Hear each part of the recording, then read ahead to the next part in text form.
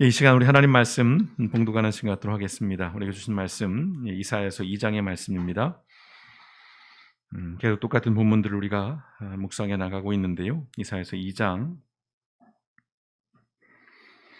1절에서 5절까지의 말씀 우리가 다시 한번 한 절씩 교독하시고 5절 합독하겠습니다. 이사야서 2장 1절에서 5절입니다. 1절입니다. 아모스의 아들 이사야가 받은 바 유다와 예루살렘에 관한 말씀이라.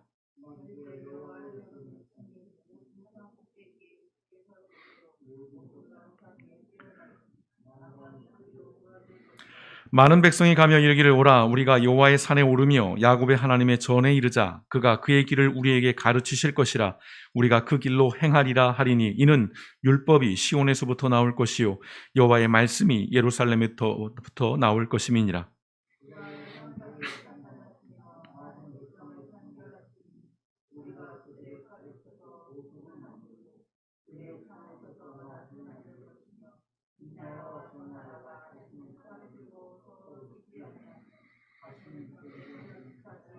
오절에 함께 있습니다. 야곱 족속아 오라 우리가 여호와의 빛에 행하자. 아멘. 좋으신 아버지 하나님, 오늘도 우리 가운데 생명을 주시고 또 오늘도 하나님 앞에 나와 예배할 수 있는 은혜 주시니 감사합니다.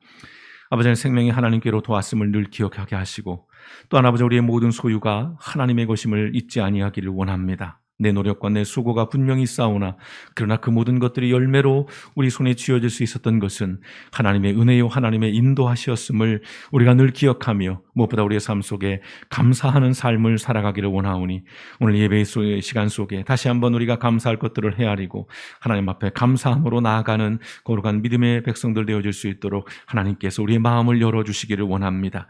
이 땅을 살아가며 많은 필요한 것들이 있는데 아버지 하나님 때로 물질로 많은 이들이 고통을 받고 또 어려움을 겪으며 또 그 안에 믿음의 시련들을 겪기도 합니다마는 오늘 길벗교에 속한 모든 하나님의 백성들은 기억하여 주실 때에 이제 아버지 오늘 한 해에 있어야 할 것들을 하나님께서 풍성하게 공급하여 주시고 또한 아버지는 길들을 열어 주시어서 삶의 길에 문이 막히지 아니할 수 있도록 하나님께서 주장하여 주시고 그래야 아버지 이 땅을 살아가는 날 동안에 하나님 믿는 그 믿음의 백성들의 삶이 늘 풍성하게 하시고 기름지게 하시고 주여 아버지는 그 가운데 작은 것일지라도 적은 것일지라도 나누며 베풀며 살아가는 인생들이 되어질 수 있도록 그래 아버지 우리 길벗교회가 주여 아버지 하나님 인색하지 않게 하시고 주여 아버지 하나님이여 작은 것이라도 나눌 수 있는 그러한 교회가 되어질 수 있도록 올 한 해도 지켜주시고 인도하여 주시고 모든 성도들의 삶의 자리를 주장하여 주시고 또한 매주 드려지는 아버지 하나님 이 헌금 가운데도 하나님께서 역사해 주시어서 귀한 곳에 또한 아버지 하나님이여 옳게 쓰여질 수 있도록 하나님께서 늘 주장하시고 또한 지켜주시옵소서.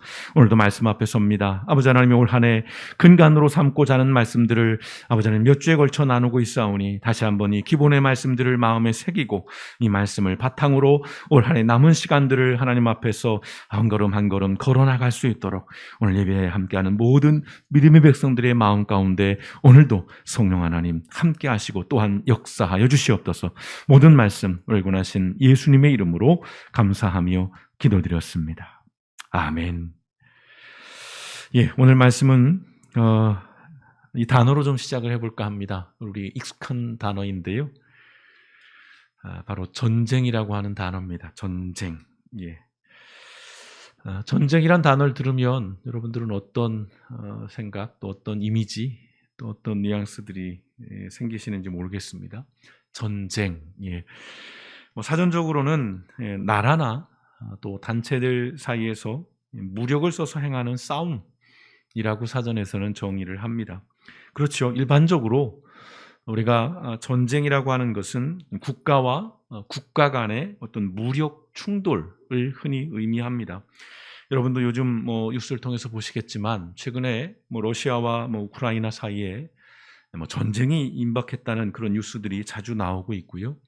또 더러 중국이 대만을 침공할 수도 있다. 이런 뉴스들도 전해지고 있습니다.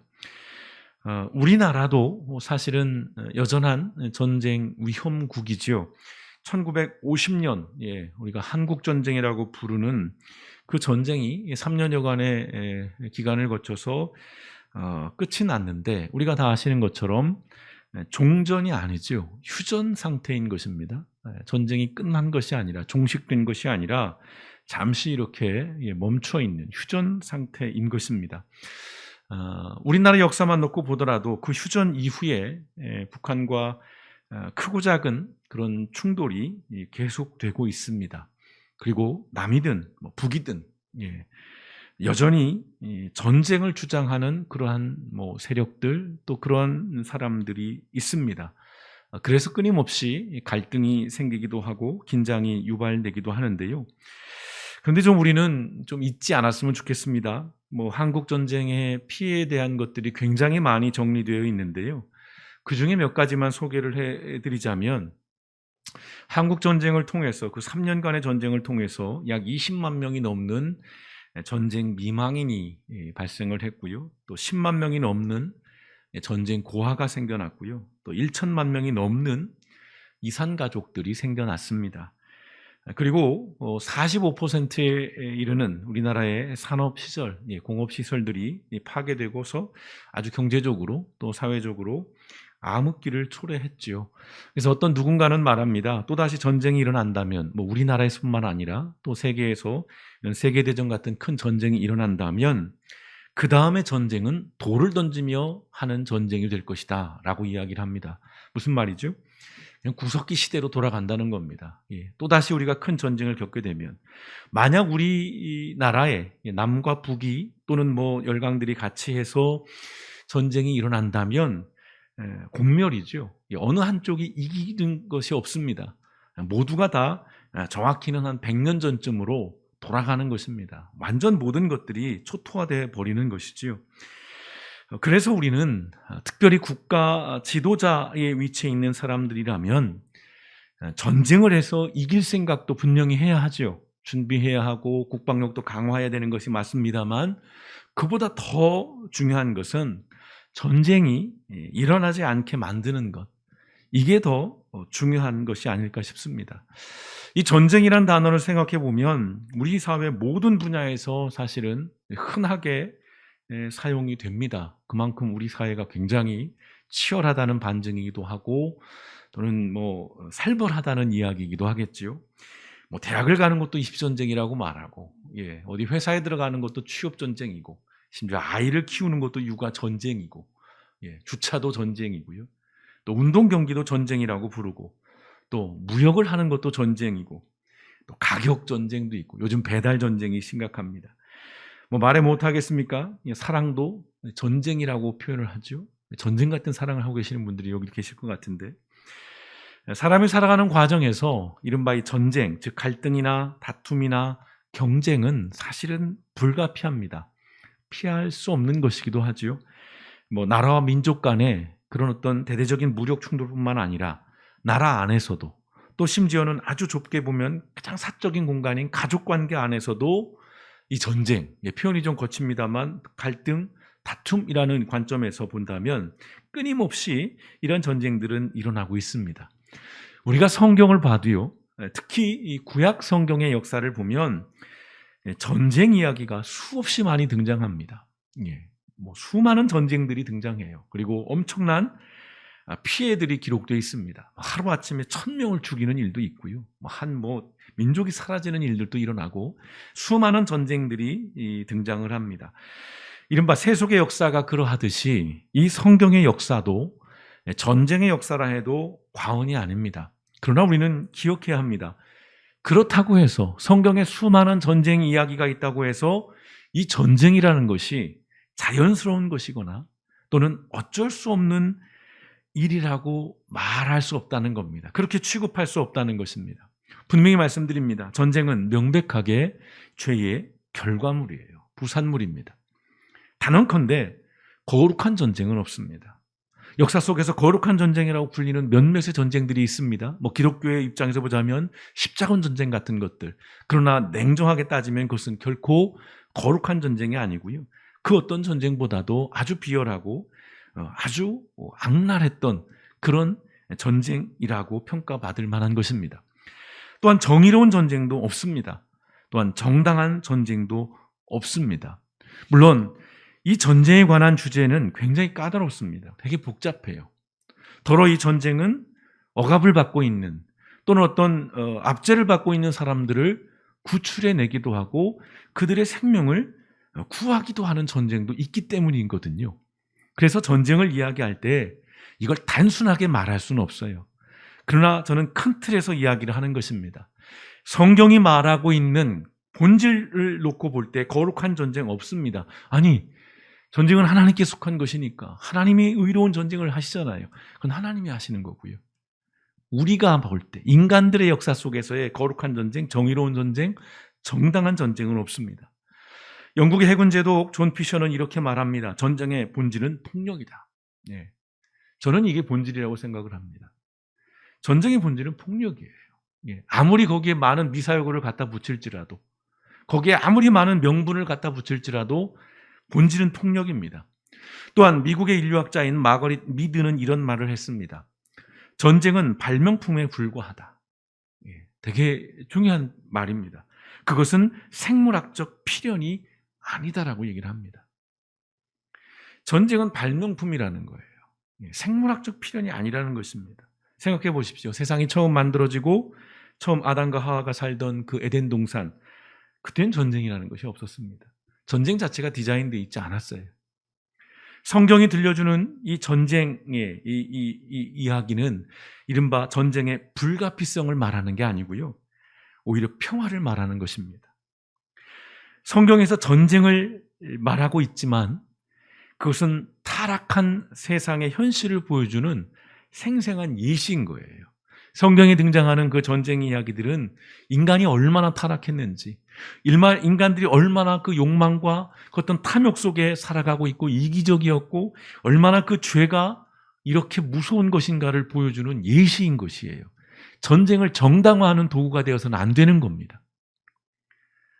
전쟁 이야기로 가득 차 있고 전쟁의 역사로 가득 얼룩져 있지만 사실은 평화를 말하고 있는 이 성경의 역설을 담아내고 있는 도시가 있어요. 지명이 있습니다.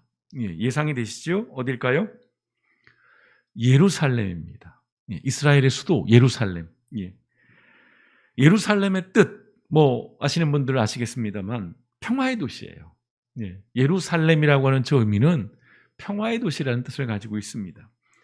그러나 역사 속에서 가장 많은 전쟁과 분쟁을 겪고 있는 도시입니다. 지금도 예루살렘은 끊임없는 테러의 위험들, 그리고 끊임없는 다툼들이 일어나고 있습니다.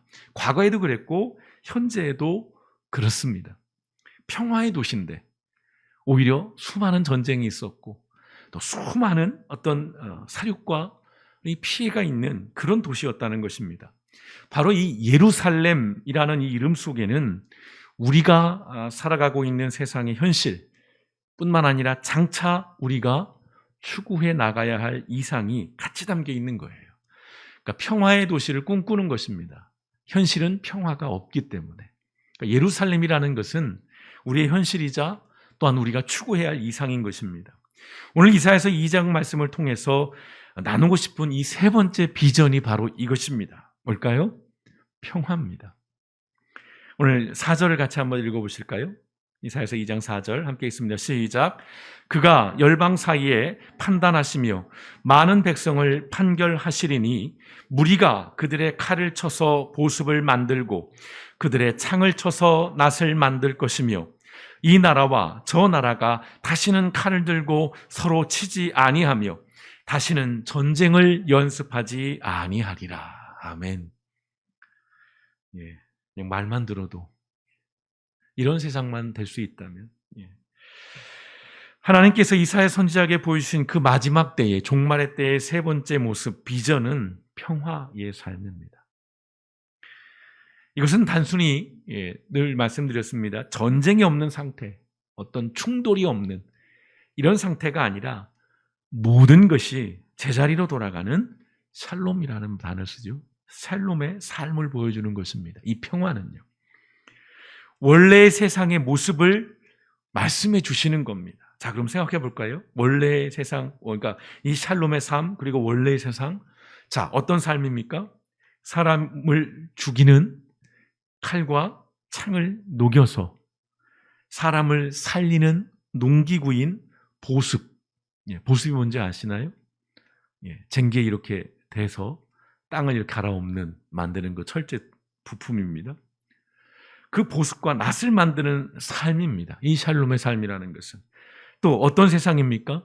사람을 죽이기 위해서 끊임없이 전쟁을 연습하고 훈련하는 일이 없는 그러한 세상입니다. 이 평화에 대한 비전은 이사야서 11장에서요. 오실 메시아, 즉 예수님에 대한 예언의 말씀에서 더욱 분명하고 구체적으로 기록되어 있습니다. 자, 이 말씀에서 예수님은 일단 평화의 왕으로 오시는 것으로 그렇게 말씀을 합니다. 자, 긴 말씀인데요. 한번 보실까요? 1절에서 9절까지입니다. 이사야 11장 1절에서 9절. 자, 천천히 한번 따라오시겠습니다. 이새의 줄기에서 한 싹이 나며, 이제 예수님의 이제 다윗 가문에서의 탄생을 얘기하는 것입니다. 그 뿌리에서 한 가지가 나서 결실할 것이요, 그 위에 여호와의 영, 곧 지혜와 총명의 영이요, 모략과 재능의 영이요, 지식과 여호와를 경외하는 영이 강림하시리니 그가 여호와를 경외함으로 즐거움을 삼을 것이며. 되게 중요한 말씀입니다. 여호와를 경외하는 것을 즐거움으로 삼는다는 것입니다. 그의 눈에 보이는 대로 심판하지 않는다는 거예요. 그의 귀에 들리는 대로 판단하지 않는다는 것입니다. 평화의 왕으로 오실 그 메시아에 대한 이미지를 말씀해주고 있는 것입니다. 그러면 어떻게 합니까? 공의로 가난한 자를 심판하며 정직으로 세상의 겸손한 자를 판단할 것이며 그의 입의 막대기로 세상을 치며 그의 입술의 기운으로 악인을 죽일 것이며. 심판에 대한 얘기인 것입니다. 분명한 정산이 있다는 거예요. 평화의 왕으로 오시는데 모든 게 다 좋은 게 좋다가 아니라 판단을 하고 평가를 한다는 것입니다. 다만 치우침이 없는 것이에요. 그저 자신의 말대로, 자신의 생각대로, 기분이나 느낌대로가 아니라는 것입니다. 자, 공의로 그의 허리띠를 삼으며 성실로 그의 몸에 띠를 삼으리라. 그때에 이리가 이제 평화의 세상의 모습을 보여줍니다. 어린 양과 함께 살며 표범이 어린 염소와 함께 누우며 송아지와 어린 사자와 살진 짐승이 함께 있어 어린아이에게 끌리며 암소와 곰이 함께 먹으며 그것들의 새끼가 함께 엎드리며 사자가 소처럼 풀을 먹을 것이며 젖 먹는 아이가 독사의 구멍에서 장난하며 젖된 어린아이가 독사의 굴에 손을 넣을 것이라. 내 거룩한 산 모든 곳에서 해됨이 없고 상함도 없을 것이니 이는 물이 바다를 덮음같이 여호와를 아는 지식이 세상에 충만할 것입니다. 아멘. 이러한 평화의 세상이 오는 이유, 이러한 평화의 세상을 이룰 수 있는 근거가 뭡니까? 하나님을 아는 지식이 세상에 충만해진다는 거예요. 그러면 더 이상 전쟁을 하지 않는, 더 이상 사람을 죽이는 연습을 하지 않는 그러한 삶, 그러한 세상이 된다는 것입니다. 오늘날 우리가 이러한 전쟁이 끊임없이 이루어지는 것은 하나님을 아는 지식이 충만하지 않기 때문입니다. 우리부터도 그렇고 여전히 하나님을 모르는 사람들이 많기 때문에. 그러나 그날에 하나님을 아는 지식이 물이 바다를 덮음처럼 그렇게 충만한 세상이 되면 우리에게 이런 평화의 삶이 온다는 것이지요. 예수님께서 이 세상에 오신 것이 바로 이 공평과 정의를 실현하고 하나님의 세상을 고치시고 모든 피조물입니다. 사람만이 아니에요. 모든 피조물을 화해시키기 위함입니다. 아까 동물들이 막 서로 함께하는 거 봤죠? 제가 뱀을 끔찍이 싫어하는데 독사의 굴에 손을 넣는 것만으로 저는 죽을 거예요. 아마 물려 죽기 전에 이미 넣는 순간 기절할 겁니다. 근데 어린아이가, 그리고 그 큰 동물들이 아이의 손에 이끌린다는 거잖아요. 자, 모든 피조물들을 서로 화해시키기 위함인 것입니다. 즉 샬롬의 세상을 회복시키기 위해 예수님이 오신 것이에요. 그래서 사람으로 이 땅에 오셨고, 그래서 십자가에서 죽으셨고, 그래서 무덤에서 부활하신 것입니다. 그리고 마침내 다시 이 땅에 오실 것입니다. 여러분, 이게 매우 중요합니다. 예수님이 왜 오셨는가? 우리를 핀셋으로 폭 집어가지고 이 더러운 세상에서 우리를 구별하셔서 우리를 건져내셔서 정말 저 찬란한 천국으로 우리를 고이 모시기 위해서. 그건 너무 단편적이라는 말씀을 몇 년째 드리고 있습니다. 이 샬롬의 세상의 회복입니다. 예수님이 다시 오시는 그때의 세상은 진짜 예루살렘이 될 것입니다. 새하늘과 새 땅, 새 예루살렘의 이미지, 계시록의 말씀, 진정한 평화의 도시, 진정한 샬롬의 그러한 삶을 우리는 살게 될 것입니다. 문제는, 그러나 아직 우리는 서로를 죽이기 위해서 멀쩡한 보석과 낫을 녹여서 오히려 칼과 창을 만들어요. 무기를 만듭니다. 그리고 수많은 돈을 들여서 치열하게 전쟁을 연습하고 무기를 만들어내는 그런 세상에 우리는 지금 살아가고 있습니다. 여러분, 이런 현실에 대해서 어쩔 수 없지 않습니까, 목사님? 불가피한 것이지요. 우리도 무기를 만들어야 되고 우리도 국방력을 강화해야 되는 거 맞지 않습니까? 평화는 힘이 있을 때 지켜지는 것 아니겠습니까? 예, 맞습니다. 예, 현실에서 그것을 부정하고 싶지는 않아요. 다만 우리가 이러한 어떤 현실을 그저 외면해 버린다거나 또는 그저 체념해 버린다거나 그러지 않았으면 좋겠다는 것이고요. 또 하나, 이런 현실을 그저 인정합니다. 그러면서 전쟁에서 승리하기 위해서 그렇다면 우리도 끊임없이 더 많은 준비를 하고 더 많은 노력을 하는 삶의 방식을 계속해서 택할 수는 없다는 것입니다. 이사야 선지자를 통해서 이 마지막 때의 평화의 비전을 보여주시고 평화의 왕으로 오실 예수님에 대한 예언의 말씀을 우리에게 주신 것은 현재의 삶에서부터 앞으로 올 삶, 미래의 삶이 아니라 지금 여기에서부터 그 평화의 삶을 살아가라고 하는 권면이자 강권이자 명령의 말씀인 것입니다. 앞서 나눴던 예배의 삶이 그러하듯이 평화의 삶도 미래적인 비전이 아니라 지금 여기에서부터 우리가 살아내야 할 현재적인 비전이며 오늘 우리의 삶의 모습이라는 것입니다. 그러나 늘 그렇듯이 간단치는 않지요. 종말의 비전은 현재의 삶에서 결코 완성될 수는 없습니다. 우린 이걸 인정합니다. 다만 너무 쉽게 포기하거나 타협하지 않았으면 좋겠다는 것입니다. 다시 말씀드립니다. 우리의 신앙생활이라는 것은, 우리의 믿음의 삶이라는 것은 완성을 향해 가는 과정이지 완성에 이르는 것이 아니라는 것입니다. 다시 말씀드립니다. 저나 여러분이나 죽을 때까지 완성에 이르지 못합니다. 그저 그 완성을 향해 가는 거예요. 우린 그 과정에서 개인의 종말을 맞이하거나 또는 어떤 지구적인 종말을 맞이하게 될 것입니다. 그 과정이 중요한 것이에요. 아울러서 앞서 말씀드렸던 우리가 평화의 삶을 산다고 해서 러시아와 우크라이나를 우리가 중지하거나 또는 중국과 대만을 화해시키는 일을 우리가 할 수 있는 것도 아니에요. 다만 이것입니다. 우리가 살아가는 우리의 삶의 자리, 여러분이 지금 있는 그 가정 안에서 그리고 직장에서 또 여러분의 그 주변 속에서 그 일상의 삶에서 우리가 어떻게든 평화를 만들어가는 삶을 살아가는 것, 그것만으로도 충분하고 그렇게 살아가는 것만으로도 참 버겁다는 것이지요. 갈등과 분열의 중심이 되지 말고 화해와 화합의 중심에 서야 한다는 것입니다. 근데 참 저것도 어려운 일입니다. 그래서요, 이 어려운 일을 위해서 한 가지 말씀드리는 것은 큰 것이 필요한 것 같지는 않습니다. 그러기 위해서 언행이 신중하고 분별이 있어야 할 것 같습니다. 여기부터 좀 시작했으면 좋겠습니다. 지금 우리 사회는 이제 3월에 있을 대통령 선거라는 국가적인 중대사를 앞두고 있습니다. 어떤 이들은 관심이 없는 사람도 있고요. 어떤 사람들은 냉소적인 사람도 있고 어떤 사람은 너무 지나치게 과몰입하는 그런 사람들도 있습니다.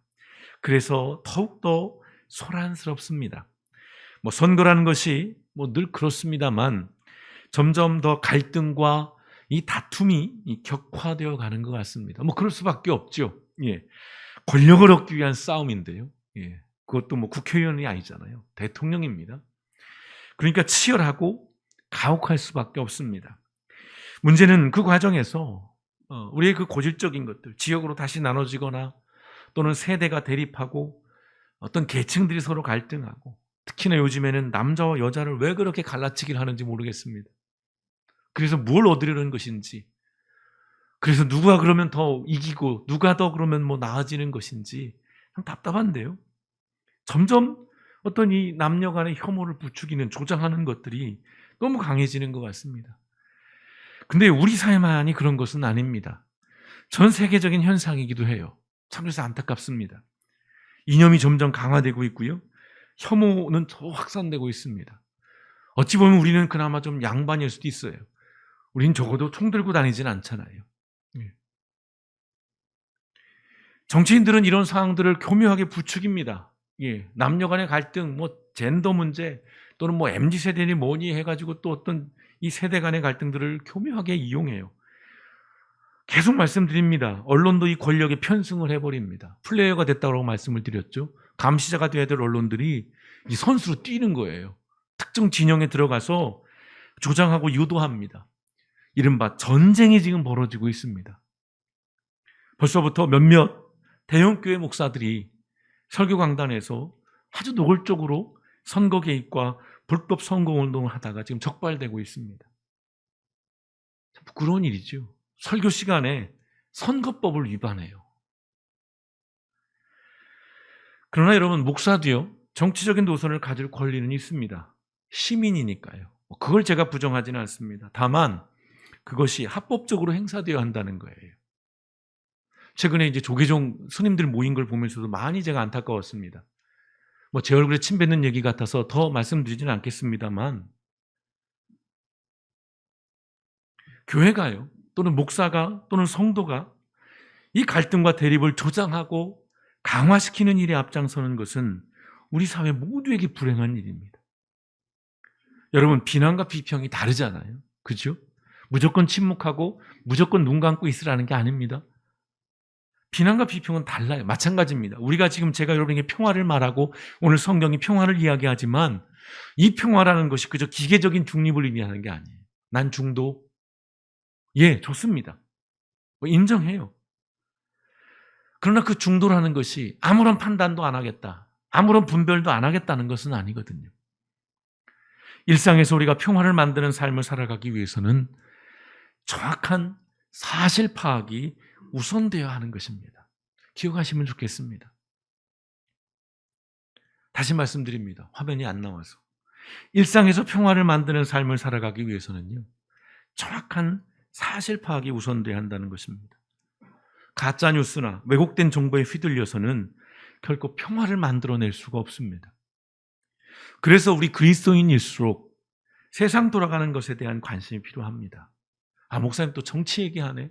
아니, 그 얘기가 아닙니다. 그저 호기심 차원이 아니라 사실과 진실을 파악하려는 노력이 필요하다는 것입니다. 목사는 더더욱 이런 일이 중요하고요. 왜요? 강단에서 이상한 얘기를 하거든요. 가짜를 가지고 가짜 뉴스를 진짜인 양 설교 시간에 막 선포하거든요. 특히 큰 교회 목사님들 막 1,000명, 2,000명 모여 있는데 10,000명, 20,000명 모여 있는 분들에게 강단에서 가짜 뉴스를 선교해요. 이건 아니죠. 그저 정치적인 관심을 갖는 것과는 다른 차원입니다. 그런 접근이 아닙니다.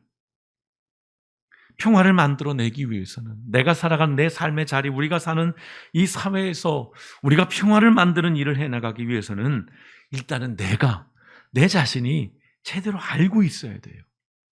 그래야 미혹되거나 휘둘리지 않는다는 것입니다. 야, 누가 그랬대.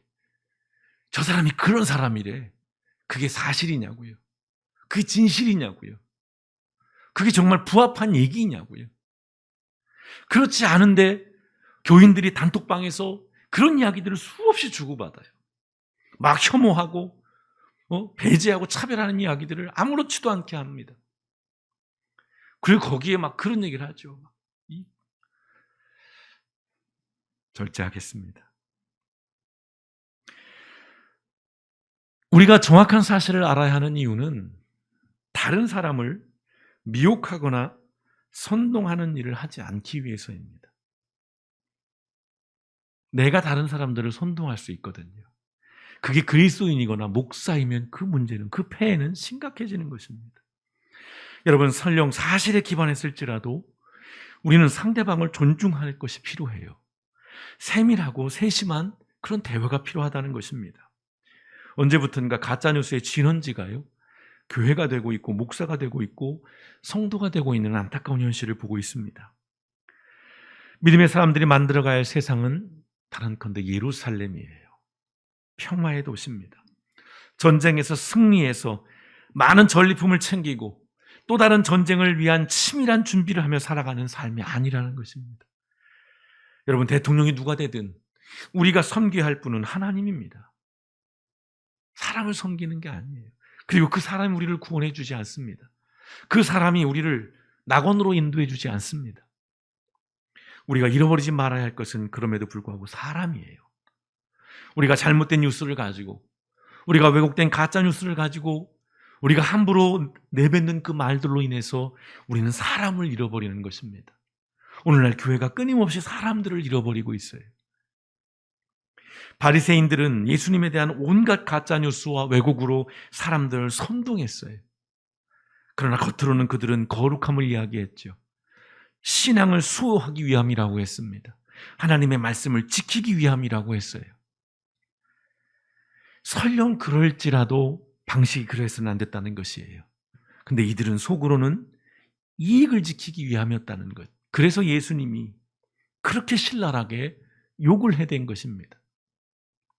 오늘을 사는 그리스도인들이, 우리의 교회가 바리새인처럼 되지 않기를 기도해야 할 줄 믿습니다.